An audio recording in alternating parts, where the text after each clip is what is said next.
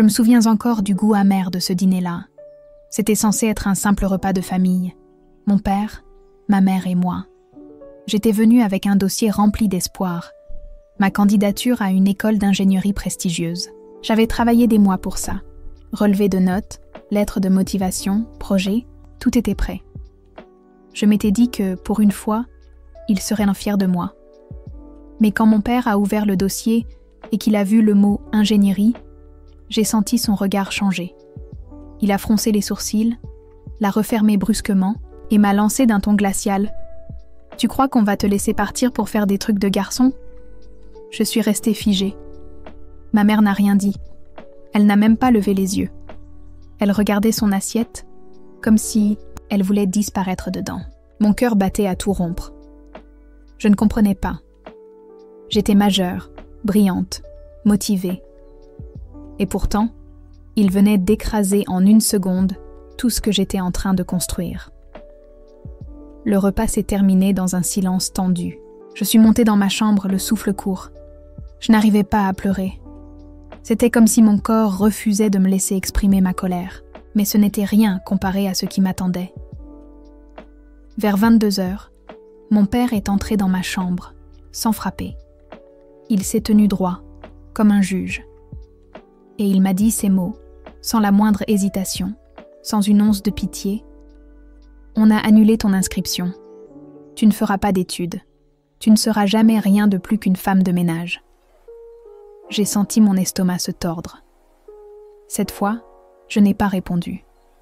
Je l'ai regardé, longuement, droit dans les yeux. Et j'ai compris que ce n'était pas une menace. C'était une sentence. Il m'avait condamnée. Pas parce que j'étais incapable, mais simplement parce que j'étais une fille. Quand il a refermé la porte derrière lui, tout s'est figé autour de moi. J'ai ouvert ma valise, je n'ai pas pleuré. J'ai plié mes vêtements un à un, avec une lenteur presque mécanique. Dans ma trousse, j'ai glissé un carnet rouge, mon journal. Sur la première page, j'ai écrit « Un jour, ils regretteront ». Ce soir-là, je n'étais plus leur fille. J'étais une promesse silencieuse, une bombe à retardement. Et ce qu'ils ne savaient non pas, c'est que je venais de leur dire adieu. Pas avec des cris, pas avec des larmes, mais avec un regard et une détermination qu'aucune interdiction ne pourrait jamais briser. Ils pensaient m'avoir enfermée dans une vie qu'ils avaient choisie pour moi. Mais moi, j'étais déjà en train d'écrire le premier chapitre de ma liberté. Je suis partie au petit matin. Le genre de départ qu'on ne prévoit pas vraiment, mais qu'on sent au fond de ses tripes. J'avais une valise cabossée, quelques billets d'économie volés à mes propres anniversaires, et surtout, cette boule dans la gorge qui mélangeait peur et rage. Je ne savais pas exactement où j'allais. Je savais juste que je ne pouvais plus rester là.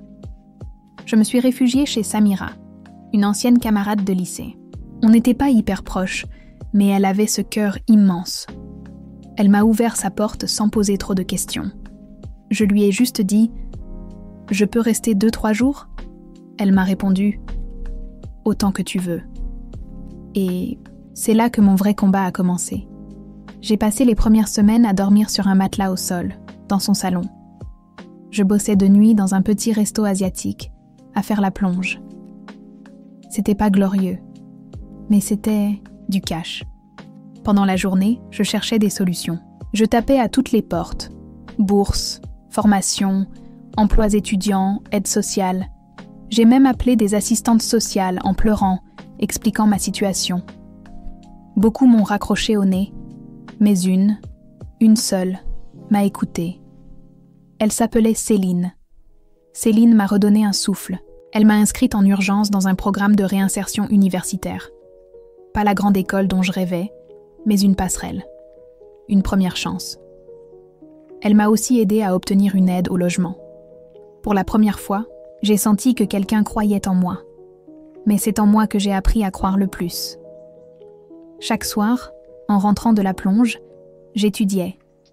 Même avec les mains qui sentaient encore la graisse et les cheveux attachés en chignon, ça allait, j'apprenais. Je me répétais, ils ne veulent pas de ma réussite. Alors je vais leur imposer. Et puis, il y a eu ce déclic. Un soir, à 2h du matin, après un service exténuant, je suis rentrée, j'ai ouvert ma boîte mail, et là, un message. Une réponse à une candidature que j'avais envoyée à une petite start-up tech. Ils cherchaient une stagiaire pour les aider à structurer leur data. Pas payé, juste une promesse. Si tu fais tes preuves, on t'embauche. J'ai accepté dans la seconde. Je ne l'ai dit à personne. Pas même à Samira. Parce que ce stage, c'était plus qu'un poste. C'était la preuve que ma vie pouvait basculer. Et elle allait basculer. Pas tout de suite, pas facilement. Mais elle allait le faire. Je n'étais plus cette fille que ses parents pensaient pouvoir contrôler. J'étais une survivante. Et j'allais devenir beaucoup plus que ça. Le jour où j'ai mis les pieds dans cette start-up, j'étais morte de trouille. C'était un open space tout en verre et en bois clair, avec des gens qui buvaient des cafés au lait d'avoine et parlaient en code, littéralement. Moi, j'arrivais avec mon sac de seconde main, mes baskets délavées et mon ordi d'occasion. J'avais l'impression d'être une intruse. Mais j'ai vite compris un truc. Ils s'en fichèrent de mon apparence. Ce qu'ils voulaient, c'était une tête qui tourne vite et des mains qui tapent juste. Alors j'ai foncé. Jour 1. J'ai passé 9 heures à trier une base de données gigantesque, en silence. Jour 2. J'ai proposé une idée pour accélérer le process. Jour 5. Le CTO m'a demandé comment j'avais appris tout ça. Je lui ai répondu « sur YouTube, entre 2 services de plonge ». Il a éclaté de rire, mais un rire franc, un respect dans les yeux. Et ce regard-là, je ne l'avais jamais eu. Pas de mon père, pas même de mes profs.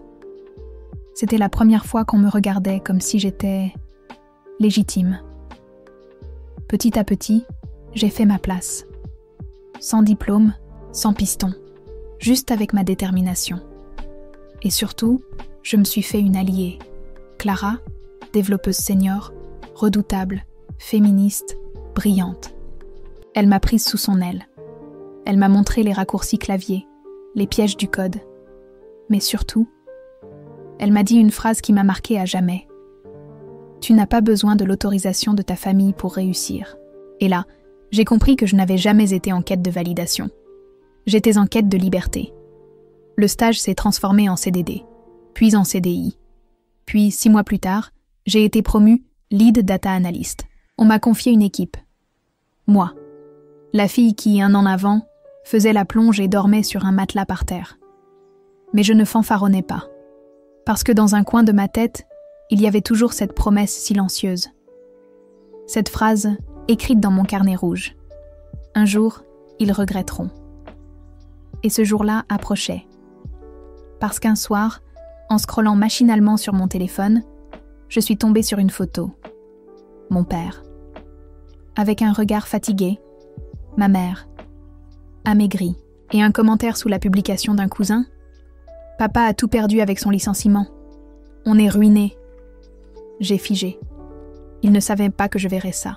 Ils ne savaient pas que leur fille, la future femme de ménage selon eux, venait de signer un contrat avec une boîte étrangère pour tripler son salaire. Et ils ne savaient pas encore que c'est eux, maintenant, qui allaient en frapper, à ma porte. Je vous jure que quand j'ai vu cette photo, j'ai ressenti rien, aucune pitié, juste un calme glacé, comme si l'univers venait de tourner une page pour moi. Et dans le silence de mon petit studio bien rangé, avec mon ordinateur, dernier cri et ma plante verte qui refusait de mourir, je me suis dit, voilà, on y est. Quelques jours plus tard, j'ai reçu un appel inconnu.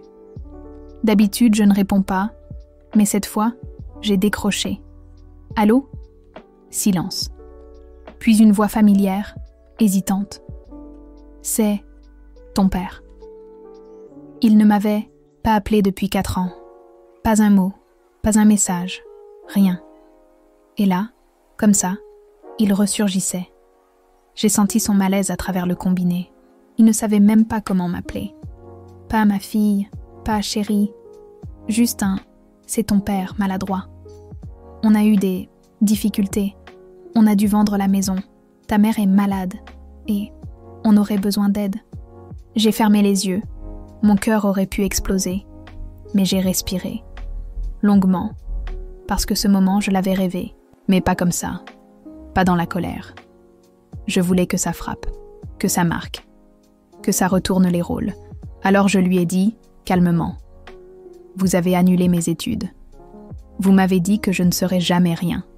Aujourd'hui, vous venez me demander de l'aide ?» Un silence. Puis il a murmuré, « Je sais.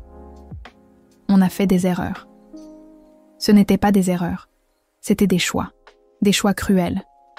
Mais je n'allais pas crier, pas pleurer. J'allais faire mieux que ça. Je lui ai donné rendez-vous, dans un café. Pour parler, en personne, je suis arrivée en avance. J'avais mis ma tenue préférée. Pas tape à l'œil, non. Élégante, professionnelle. Celle qui disait « Je me suis construite sans vous ». Et quand ils sont entrés, mon père et ma mère, fatigués, désemparés, ils ne m'ont pas reconnue tout de suite. Ma mère a cligné des yeux, mon père a soufflé. « Tu es belle ». Je me suis contentée de répondre « Merci ». Ils ont parlé, longtemps, de leurs dettes, de leur solitude, de tout ce qu'ils avaient perdu. Mais jamais, pas une seule fois, ils ne se sont excusés. Alors, quand mon père a fini par dire « On aurait besoin d'un prêt, juste pour nous relancer », je me suis levée, j'ai sorti un chèque, je l'ai glissé sur la table. Puis je l'ai lentement déchiré, sans les quitter des yeux. Ce que j'ai aujourd'hui, je l'ai bâti seule. Vous avez choisi de me tourner le dos. Je choisis, aujourd'hui, de tourner la page. Et je suis partie, sans un mot de plus. Mais au fond de moi, j'étais libre, vraiment libre. Quand je suis sortie de ce café, l'air me semblait plus léger, comme si je venais d'enlever un poids que je portais depuis des années. Je n'avais pas pleuré, je n'avais pas crié. J'avais juste dit ce que j'avais à dire, sans trembler. Et pour la première fois de ma vie, j'avais imposé mes règles, mes conditions. Mais ce n'était que le début. Le soir même, en rentrant chez moi, j'ai regardé mon petit studio, mon lit bien fait, mes livres empilés par ordre de couleur, mes diplômes obtenus en ligne accrochés au mur. Et surtout, mon contrat. Ce papier qui prouvait que j'avais réussi, seule. J'ai souri. Pas parce que j'étais fière, mais parce que je savais que ce n'était pas fini. J'étais en train de prendre mon élan. Quelques semaines plus tard, j'ai reçu une notification. Mon ancienne boîte avait partagé sur LinkedIn une success story, la mienne. Ma photo, mon parcours, mon job. Ça a fait un carton. Et devinez qui m'a contacté ? Un recruteur d'une entreprise internationale. Salaire doublé. Télétravail. Équipe multiculturelle. J'ai dit oui. Et là, j'ai décidé de faire un truc que je m'étais toujours interdit. Retourner dans ma ville natale. Pas pour mes parents, pour moi. Pour refermer cette boucle une bonne fois pour toutes. Je me suis pointée là-bas un samedi. Lunettes de soleil, sac à dos, jean taille haute. Rien de flashy. Juste moi, assumée. J'ai marché dans les rues de mon enfance. J'ai revu l'école où on m'avait dit que j'étais trop distraite. Le lycée où le proviseur avait dit à mes parents « Une filière pro serait plus adaptée à son niveau ». Ironique, non ? J'ai même croisé une ancienne, camarade, Inès, qui avait été la fille parfaite du lycée. Celle qui avait tout pour elle. Sauf que, elle travaillait maintenant dans la supérette du coin. Elle m'a reconnue, les yeux écarquillés. « T'es bien Léa ? Celle dont les parents l'avaient virée de la maison ?» Je lui ai souri. « Ouais, c'est moi. » Elle m'a posé 1000 questions. J'ai répondu sans arrogance, juste avec les faits. Et avant de partir, elle m'a glissé. « Franchement, t'es une inspiration. » Et ça, c'était un truc que je n'aurais jamais cru entendre un jour. Mais vous savez ce qui a été le plus fort dans tout ça ? Ce n'est pas que les gens me regardaient indifféremment. C'est que moi, je ne cherchais plus à être vue. Je me voyais, enfin. Et cette paix-là, personne ne pouvait me l'enlever. J'étais rentrée à Paris, mais quelque chose trottait encore dans ma tête. Une envie qui, jusque-là, m'avait toujours semblé impossible. Aider les autres. Pas mes parents, non. Eux avaient fait leur choix. Mais toutes celles et ceux qui, comme moi, avaient entendu un jour Tu n'y arriveras jamais. Alors j'ai commencé petit. Un compte Instagram, des vidéos courtes, juste mon histoire, en brut, ce que j'avais traversé, ce que j'avais appris. Je n'ai rien enjolivé. J'ai parlé des soirs de galère, des nuits blanches, des moments où je doutais de tout. Et là, contre toute attente, ça a explosé. Des filles m'écrivaient « Je vis exactement la même chose avec mes parents. Tu m'as donné la force de postuler à une école. Je pensais être seule. Merci. » Et plus je lisais leurs messages, plus je comprenais pourquoi j'avais survécu à tout ça. C'était pour elles, pour les personnes qui n'avaient pas encore trouvé leur voie, ou pire, qu'on avait fait taire trop tôt. Du coup, j'ai enchaîné. J'ai monté une petite association, entièrement en ligne. Objectif ? Aider les jeunes à accéder à l'éducation, même sans le soutien de leur famille. Mentorat, bourse, conseils. J'ai mobilisé des gens, trouvé des partenaires. Et en 6 mois, on avait aidé plus de 100 jeunes à reprendre des études. Mais ce n'est pas ça qui a le plus changé ma vie. Un jour, je reçois un message. Une fille, 16 ans, qui venait de se faire mettre à la porte parce qu'elle avait refusé un mariage arrangé. Elle m'écrit « Je suis seule. J'ai nulle part où aller. Est-ce que je peux vous appeler ?» J'ai décroché. Sa voix tremblait. Elle était terrifiée, alors j'ai pris une décision que je n'avais jamais prise avant. Je lui ai réservé un hôtel pour la nuit.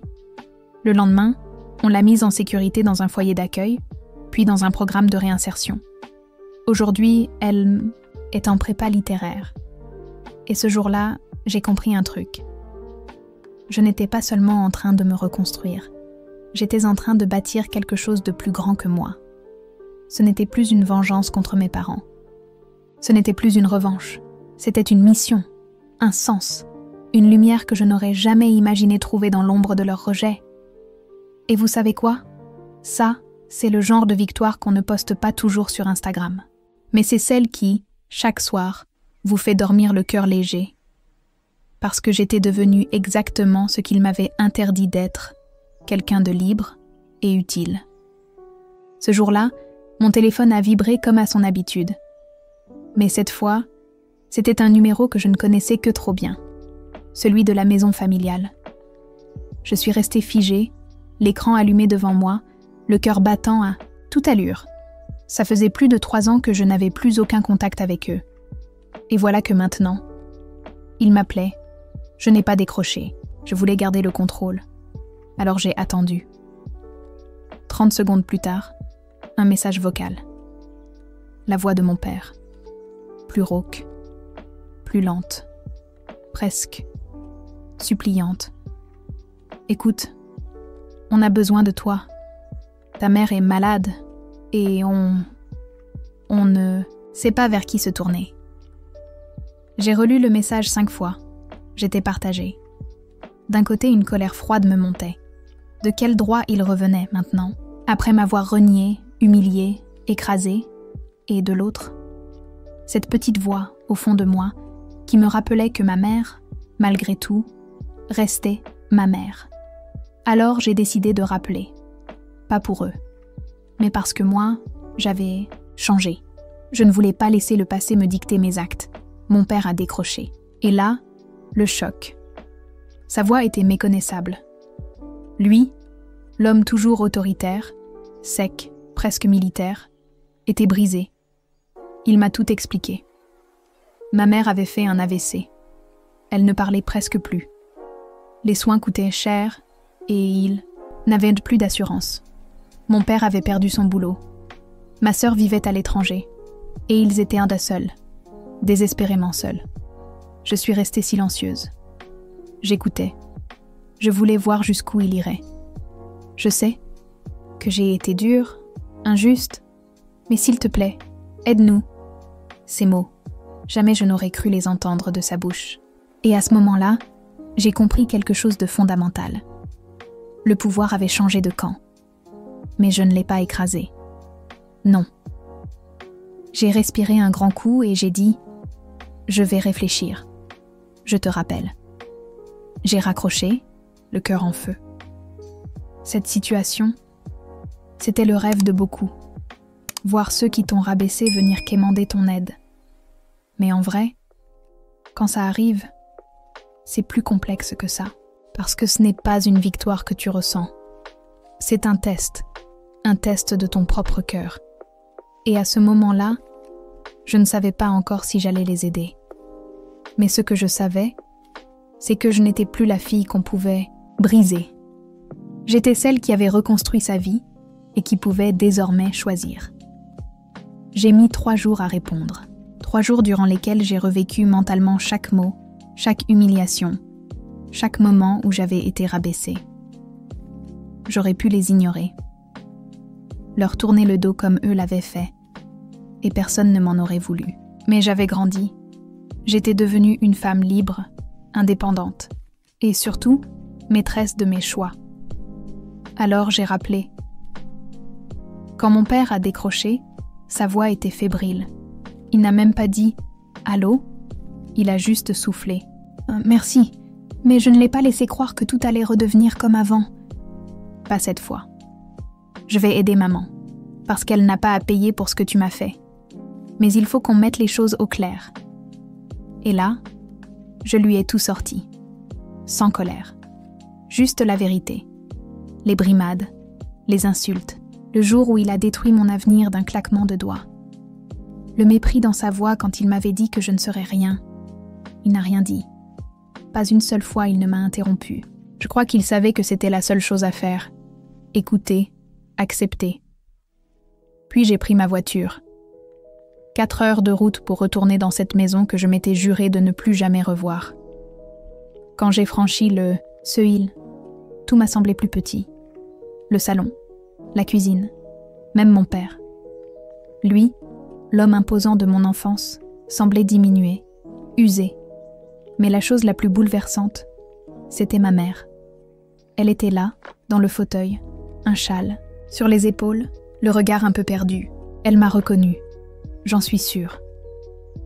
Ses yeux se sont remplis de larmes dès qu'elle m'a vue. Je me suis agenouillée à côté d'elle. Elle a tendu la main. Elle tremblait. J'ai attrapé ses doigts. Et pour la première fois depuis des années, j'ai pleuré. Pas de tristesse, pas de colère, de soulagement. Parce que malgré tout, je n'avais pas perdu ma mère. J'ai pris en main les soins, organisé des visites médicales, mis en place une aide à domicile. J'ai contacté des associations. J'ai utilisé mes contacts, mon réseau, mon savoir, tout ce que j'avais construit seule. Je le mettais maintenant au service de celle qui m'avait donné la vie. Et mon père, lui, il regardait. Il ne disait rien.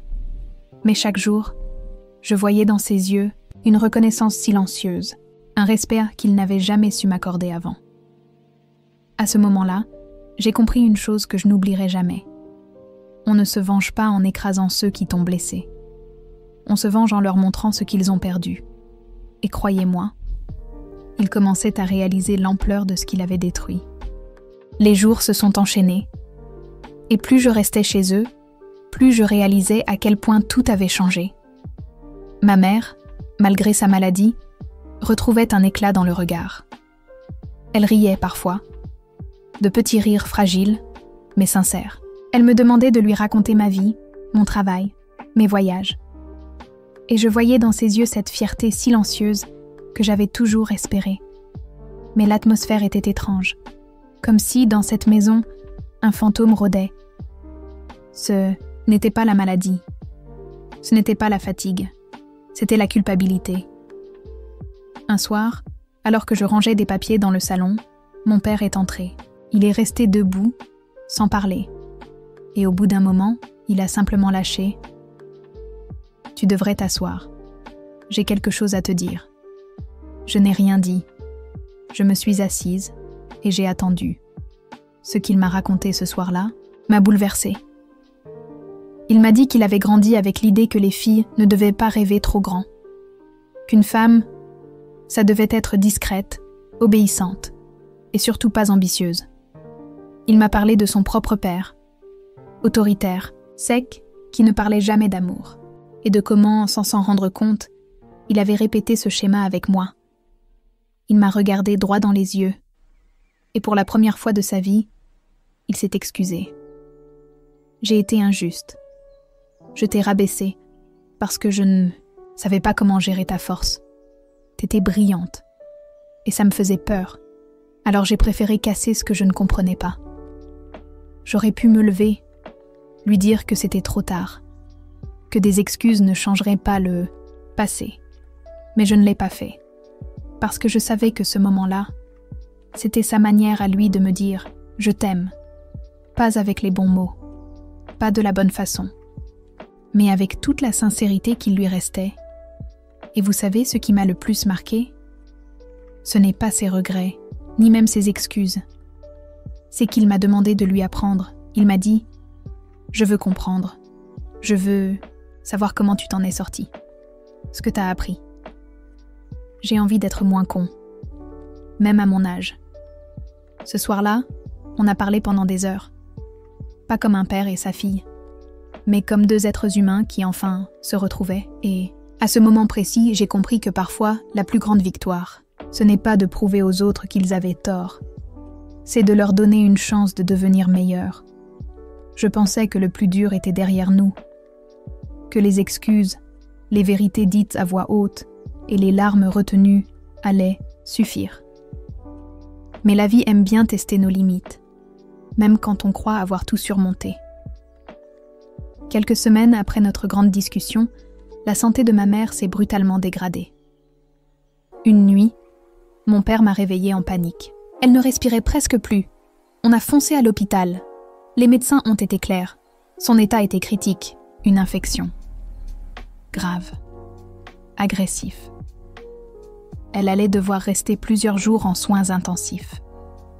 Je me suis retrouvée seule dans cette salle d'attente glaciale, avec mon père, silencieux à côté de moi.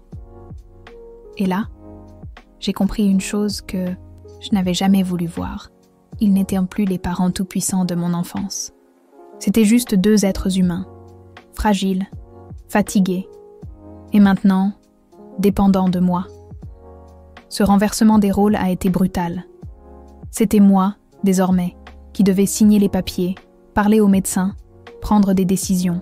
Et malgré toutes les blessures du passé, je ne pouvais pas les abandonner, parce que j'avais grandi, et parce que leur fragilité m'avait appris une chose. Pardonner, ce n'est pas oublier. C'est décider de ne plus laisser le passé diriger notre présent.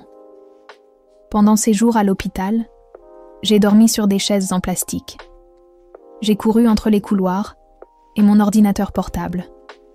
Et à chaque pause, mon père m'attendait avec un café tiède, un regard inquiet et parfois un mot tendre.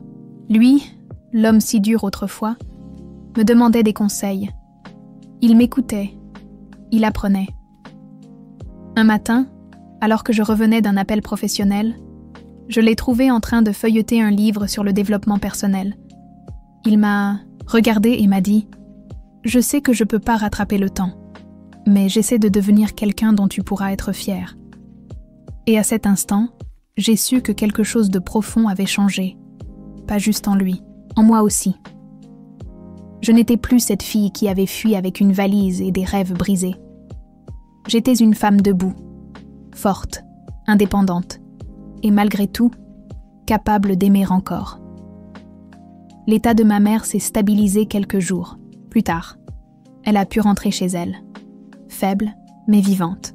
Et pour la première fois depuis longtemps, on a tous mangé ensemble, autour d'une table, dans le silence, puis dans les rires, comme une famille qu'on aurait recollée, morceau par morceau.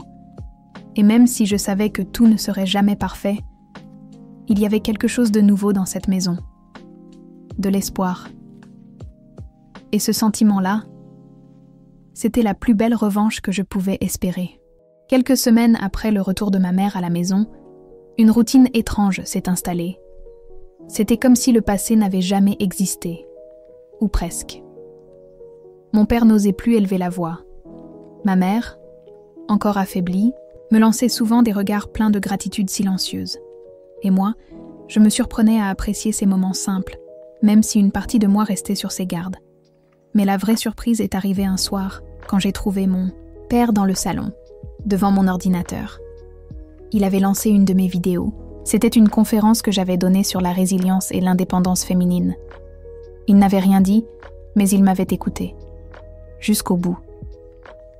Et à la fin, il avait les yeux humides. Lui, cet homme que j'avais connu, inébranlable, dur, cassant. Il m'a regardé et m'a dit « C'est de toi que je suis le plus fier. Même si je ne l'ai pas montré, tu es la meilleure chose que j'ai jamais faite. » Et là, j'ai compris. J'ai compris que, parfois, les gens changent. Pas tous, pas toujours. Mais quand ils le font, il faut savoir le voir. À partir de ce jour-là, notre lien s'est reconstruit. Pas en un claquement de doigts, pas avec de grandes promesses, mais avec des gestes. Il m'a proposé de m'accompagner à une conférence. Il m'a aidé à organiser mes fichiers.